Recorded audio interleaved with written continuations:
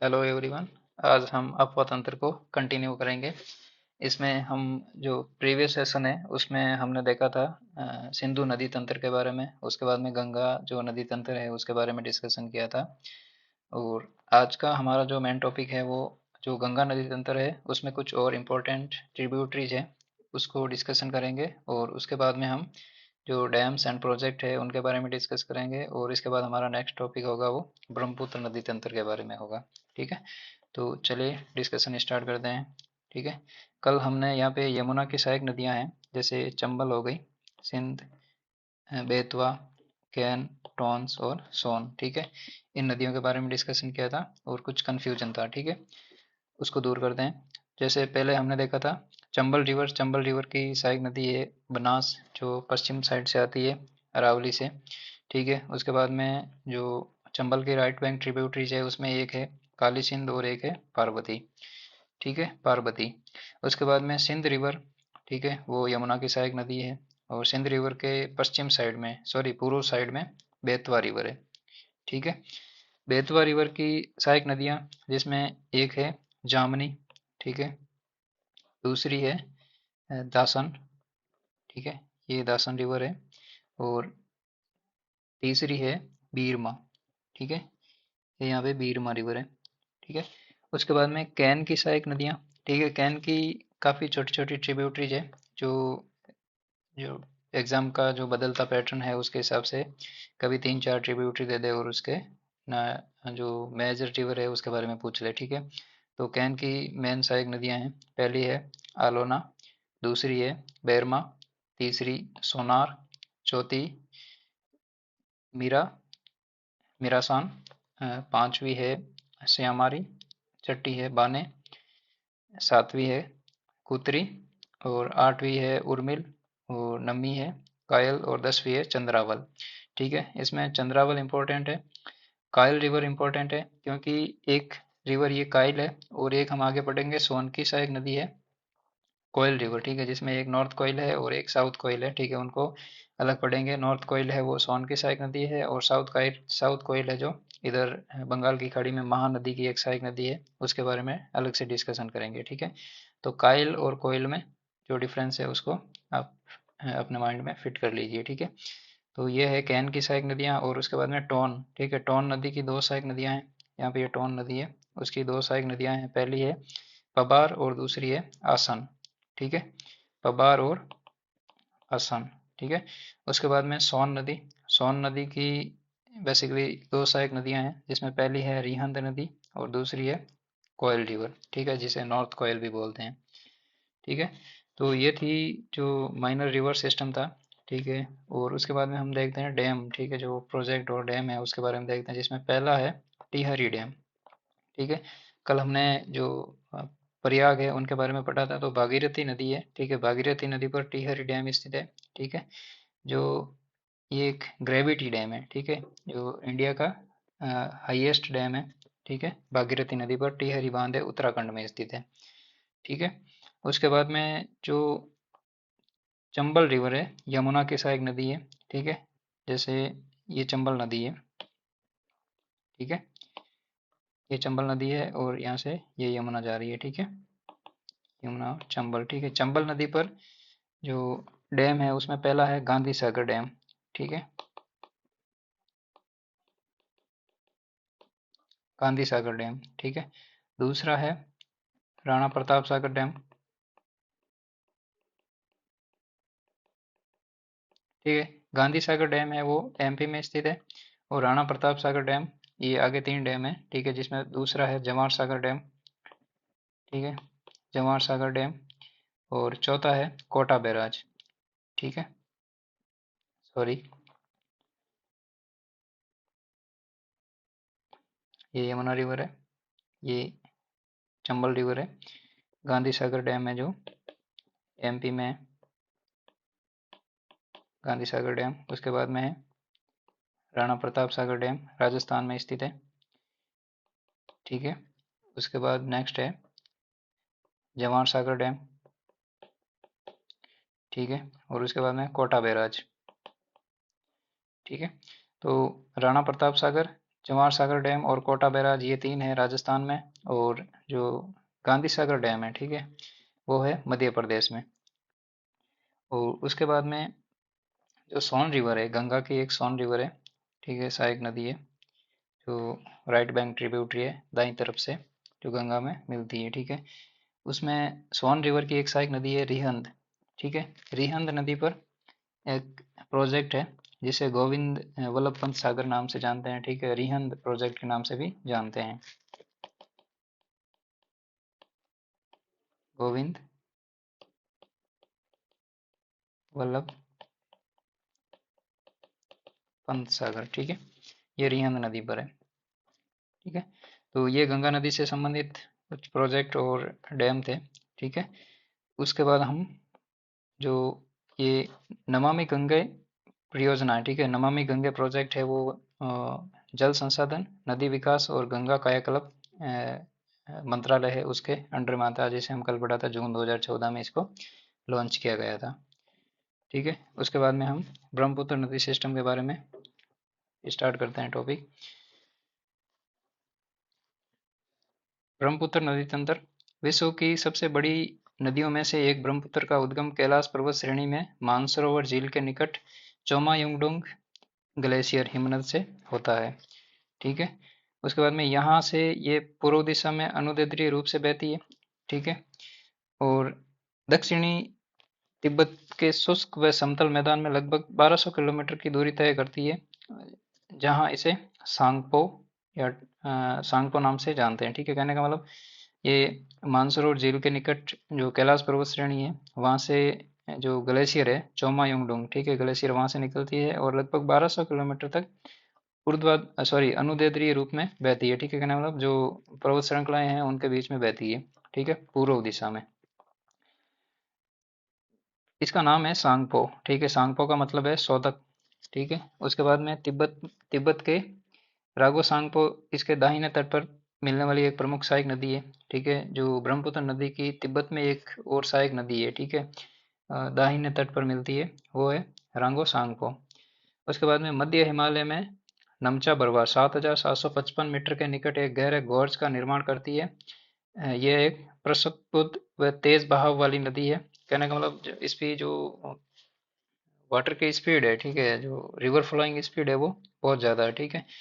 हिमालय के गिरिपाद में ये सिसंग और दिसंग के नाम से निकलती है, ठीक है। जब ये हिमालय से मैदानी क्षेत्रों में प्रवेश करती है तो उनके नाम है वो ये रहते हैं सिसंग और दिसंग, ठीक है।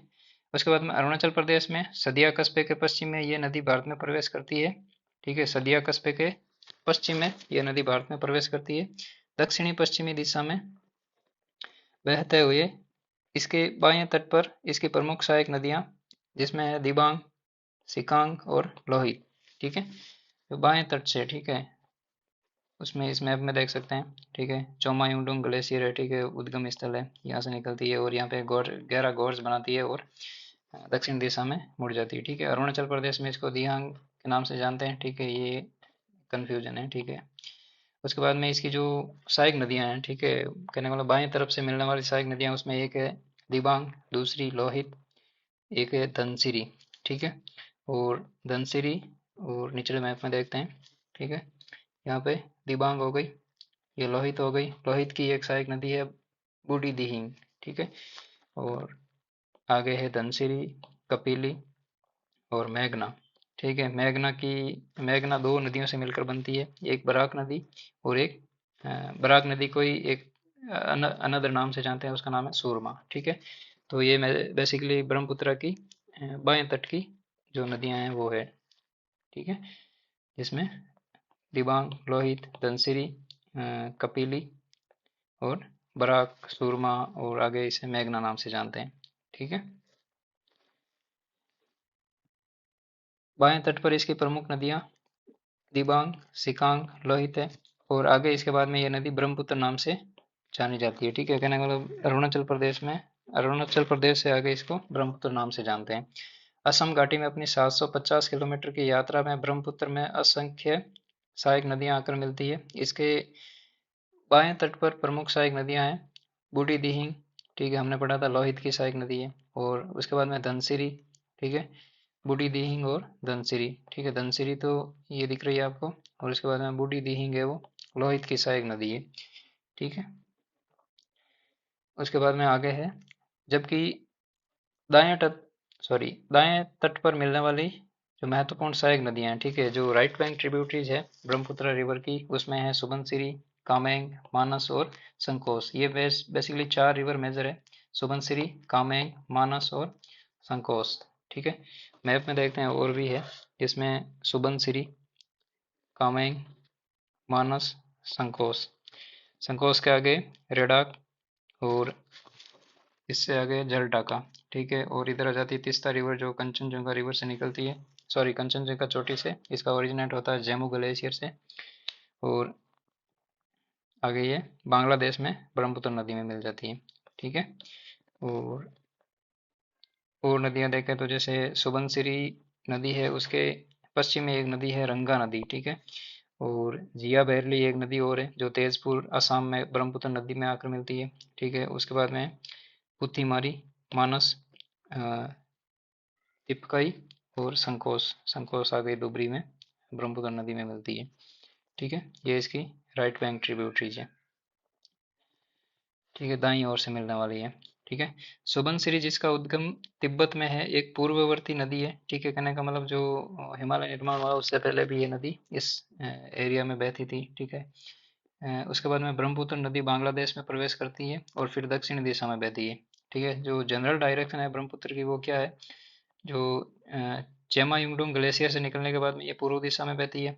ठीक है, पूर्व दिशा में बहने के बाद में ये अ, थोड़ी दक्षिण पूर्व दिशा में भी बहती है। ठीक है, सॉरी, दक्षिणी दिशा में बहती है। ठीक है, गहरा गोर्ज का निर्माण करती है, दक्षिण दिशा में बहती है, अरुणाचल प्रदेश में एंटर होती है, उसके बाद में ये वापस पूर्व में या दक्षिण पूर्व दिशा में बहती है, और उसके बाद में बांग्लादेश में धुबरी के पास बांग्लादेश में मिलने के बाद में ये सदर्न टर्न ले लेती है, दक्षिणी दिशा में मुड़ जाती है। ठीक है, बांग्लादेश में ये जमुना कहलाती है। ठीक है, बांग्लादेश में ब्रह्मपुत्र नदी को जमुना के नाम से जानते हैं। तिस्ता नदी इसके दाहिने किनारे पर मिलती है। ठीक है, हमने अभी मैप में देखा था, तिस्ता नदी ये दाहिने तट पर मिलती है। उसके बाद में अंत में ये नदी पद्मा के साथ मिलकर बंगाल की खाड़ी में जा गिरती है। ठीक है, गंगा नदी को बांग्लादेश में पद्मा के नाम से जानते हैं। ठीक है, ब्रह्मपुत्र नदी बाट, मार्ग परिवर्तन व तटीय अपरदन के लिए जानी जाती है। ठीक है, जो बाढ़ आती रहती है ब्रह्मपुत्र नदी में। ठीक है, उसका मेन कारण ये है कि वर्षा ऋतु में इसमें जल जो है वो अधिक आता है। ठीक है, और इसके बाद में इसकी बहुत सारी सहायक नदियां हैं छोटी बड़ी, उन उनमें भी जो वाटर है वो वर्षा ऋतु में, और जो ग्लेशियर पिघलते हैं। ठीक है, अरुणाचल हिमालय के आसपास रीजन में। ठीक है, तो उसकी वजह से जल आवक क्षमता ज़्यादा हो जाती है, उसकी वजह से बाढ़ आ जाती है। सीजनल पैटर्न, ठीक है, चेंज होता रहता है रिवर का। ठीक है, उसके बाद में ये मार्ग परिवर्तन करती है। ठीक है, कहने का मतलब जब बहुत सारी सहायक नदियाँ और खुद ब्रह्मपुत्र नदी भी अपने साथ में बहुत सारा अवसाद लेके आती है। ठीक है, हिमालय क्षेत्र में जो इसने अपर्दन किया था वो अपने साथ लेके आती है, तो इस मैदानी क्षेत्र में, ठीक है, जैसे ही ये हिमालय के गिरिपाद में असम के मैदानी क्षेत्र में उतरती है, तो यहाँ पर ये ढाल की कमी की वजह से अवसाद जमा करती जाती है। ठीक है, इसकी वजह से रिवर का जो वह है, जो रास्ता है वो चेंज हो जाता है। ठीक है, और तटीय अपर्दन के लिए जानी जाती है। ठीक है, तटीय अपर्दन कैसे होता है कि देखो भाई, जब रिवर अपने चैनल में बहती है, ठीक है, एक नॉर्मल पैटर्न में बहती है, तो ठीक है कुछ हलचल नहीं होती है। ठीक है, लेकिन क्या होता है जब एक टाइम, जब पहली साल में बाढ़ आती है, ठीक है, बाढ़ आती है तो क्या होता है कि नदी अपना जो किनारा है वो इतना होता है। ठीक है, तो यहाँ पे क्या है कि नदी अपना अवसाद जमा करती रहती है। ठीक है, जमा करती है। ठीक है, और उसके बाद में जब दूसरे साल या दूसरी सीजन में जब पानी कम रह जाता है, ठीक है, नदी में धीरे धीरे, तो ये अपना जो मेन जो कैचमेंट एरिया, सॉरी जो चैनल है रिवर का, वो इस लेवल पे आ जाता है। ठीक है, लेकिन अगले साल में क्या होता है, वापस जैसे जैसे पानी का स्तर बढ़ता है, तो ये अपने तटबंधों को, जो अपने जो तटीय दोनों साइड के जो बैंक है उनको क्या करती है, अपर्दन करती जाती है। ठीक है, जब पानी तेज स्पीड से आएगा और उसके साथ में कंकड़ पत्थर और जो अदर मटेरियल होंगे, उनकी वजह से अपर्दन की कैपेसिटी है वो भी बढ़ जाती है। ठीक है, तो इसकी वजह से तटीय अपर्दन के लिए जानी जाती है। ऐसा इसलिए है क्योंकि इसकी अधिकतर सहायक नदियां बड़ी है, और इसके जलग्रहण क्षेत्र में भारी वर्षा के कारण इसमें अत्यधिक अवसाद बहाकर आ जाते हैं। ठीक है, अवसाद जो बड़े बड़े कंकड़ पत्थर होते हैं, ठीक है, वो क्या करते हैं, अपर्दन की जो कैपेसिटी होती है किसी भी रिवर की, ठीक है, तो वो बढ़ा देते हैं, ठीक है, आपस में टकराते हैं, ठीक है, तो जो रिवर बेसिन है उसको कहने का मतलब थोड़ा सेंसिटिव कर देती है, ठीक है, in the point of erosion, ठीक है। उसके बाद में है प्रायद्वीपीय अपवा तंत्र, ठीक है, बेसिकली ये ब्रह्मपुत्र नदी तंत्र यही था कि चोमायुंडुंग ग्लेशियर से निकलता है मानसरोवर झील के पास से, ठीक है। उसका रीजनल नेम होता है वो सांगपो होता है, जिसका मतलब होता है सोदक, ठीक है। उसके बाद में ये गोर्ज का निर्माण करती है और भारत में एंटर करती है, ठीक है। हिमालय के गिरिपाद में ये शीशंग और दिसंग के नाम से जाना जाता है, ठीक है, सदिया के पास पश्चिम में भारत में प्रवेश करती है। और उसके बाद में इसकी बाएं तट की सहायक नदियां हैं, उसमें है दिबांग, सिकांग, लोहित, ठीक है। लोहित की एक सहायक नदी है बूढ़ी दिहांग, ठीक है। लोहित की एक सहायक नदी है बूढ़ी दिहांग, और धनसिरी, कपिली और सूरमा या बराक रिवर, ठीक है, जिसे आगे मेघना के नाम से जानते हैं, ठीक है। उसके बाद में जो लेफ्ट बैंक ट्रिब्यूटरी है, ठीक है, सॉरी ये लेफ्ट बैंक तो यही है।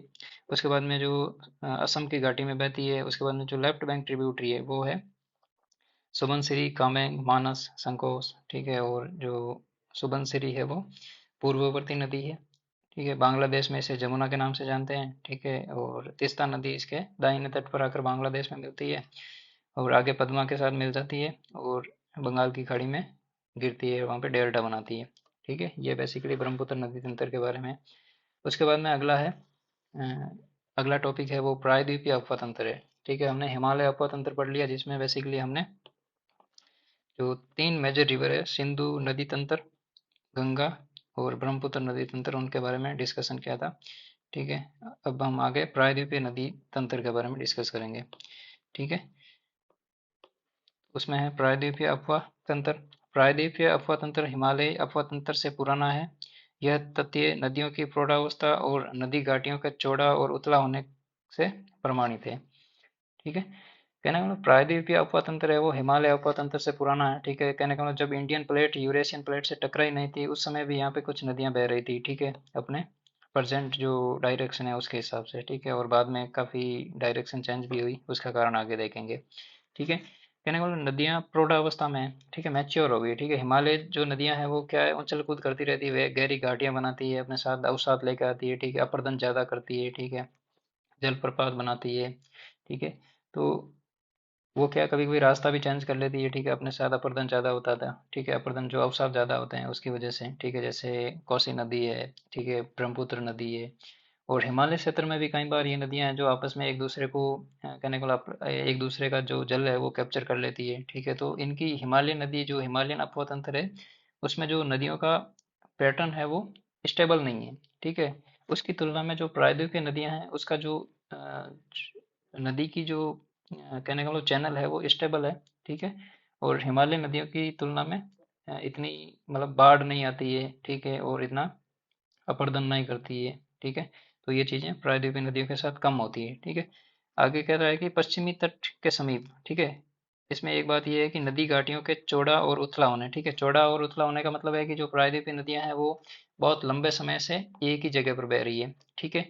तो एक ही जगह बहेगी तो अपना जो जो कैचमेंट सॉरी जो रिवर जो चैनल है, ठीक है, उसको विकसित कर लेगी। और न तो ज़्यादा बाढ़ आएगी और न ज़्यादा पानी की कमी होगी, ठीक है। पानी की कमी होगी तो भी वो उसी चैनल में बहेगी, ठीक है, वापस जो अपना जल वापस ग्रहण कर लेगी, ठीक है, वर्षा ऋतु से या अदर सोर्स से, ठीक है।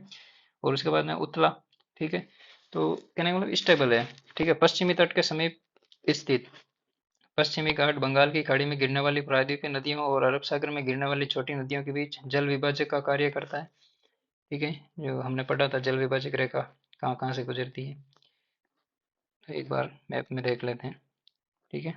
इसमें देख लेते हैं जो ये वेस्टर्न घाट है, ठीक है, यहाँ से जैसे गोदावरी, ठीक है, यहाँ से शुरू होती है नर्मदा, ठीक है।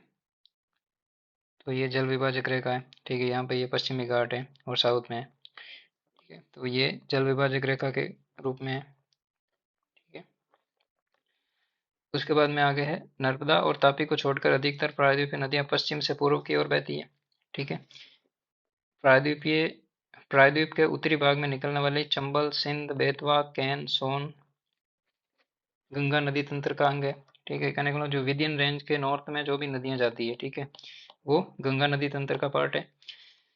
प्रायद्वीप के अन्य प्रमुख नदी तंत्र जिसमें महानदी, गोदावरी, कृष्णा, कावेरी, ठीक है, इनको अभी आगे डिटेल में पढ़ेंगे। प्रायद्वीपीय नदियों की विशेषता है कि ये एक सुनिश्चित मार्ग पर चलती है, कहने का मतलब मैच्योर है तो सुनिश्चित मार्ग पर चलेगी, ठीक है, अपना जो रिवर चैनल है उसको डेवलप कर लेगी, ठीक है, तो मार्ग चेंज नहीं करेगी, विसर्प नहीं बनाती है, और ये बारहमासी नहीं है, ठीक है। कहने का मतलब मियांडर कब बनता है, ठीक है, एक नदी मियांडर उसी टाइम बनाएगी, विसर्प का मतलब मियांडर उसी टाइम बनाएगी जब नदी के पास बहुत ज़्यादा अवसाद होगा और वो सीजनल जो पैटर्न है नदी का वो चेंज होता रहेगा, ठीक है।